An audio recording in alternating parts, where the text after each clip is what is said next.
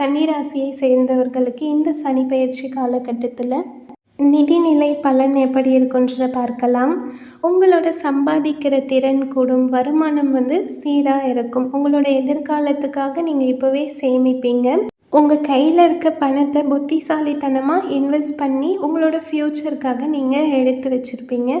நிதி விஷயத்தை பொறுத்த வரைக்கும் நீங்கள் எல்லாத்துலேயுமே தெளிவாக யோசித்து நடக்கிறதுனால தேவையற்ற குழப்பம் எதுவும் இல்லாமல் மன அமைதியோட சந்தோஷமாக இருப்பீங்க. உங்களோட லைஃப் பார்ட்னரோ அப்படி இல்லாட்டி உங்களோட ஃபேமிலி மெம்பர்ஸோ உங்களுக்கு நிதி நிலையில் ரொம்பவே சப்போர்ட்டிவாக இருப்பாங்க.